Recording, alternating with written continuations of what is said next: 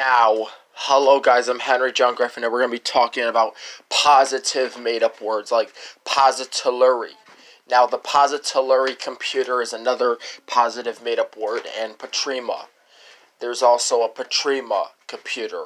That's also starts with a P for positive.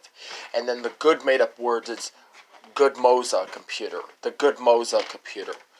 And the,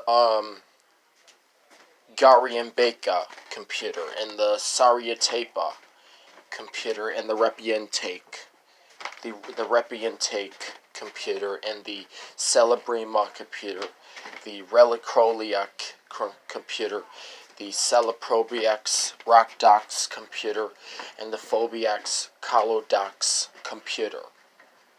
These are all the made-up computers that come in the form of words that aren't real. So they come in a form of words that don't make sense. That's an example of a Colorax computer, which we don't know what that is. But we can understand the real computer names and the real computer systems with the computerized logos. Okay, so the Celoprox computer is not a real computer. It's a made-up computer.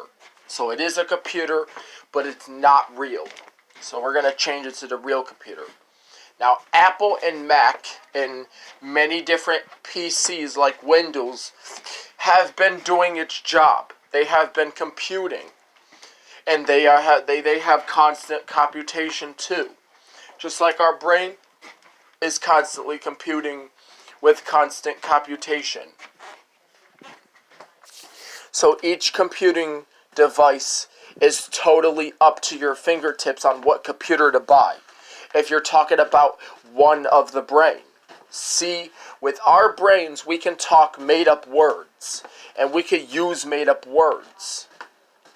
But we can also get help using words that make sense. Because a taparado, let's say, for example, I can think of a made-up word.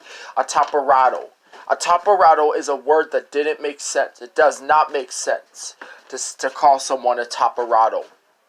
But remember, there are some other made-up words that can be good, that do make sense, like the HG3 TV, the HG3 computer. It's a made-up word, but it still makes sense, kind of. It still makes sense, but it makes sense, but it's still a made-up word. Now remember, the mental computer is basically what's inside of our brain. And we're talking about what's inside of our brain to what we can compare to a computer. And we can also compare our language to a computer too, because a computer can speak in a computer language, or a computer could just think in numbers, where only the computer itself could be like a calculator, because it thinks in numbers, and a calculator thinks in numbers. That's what a calculator does. But a computer is a calculator with many things, like programs, files, and software. We are constantly computating, just like a computer.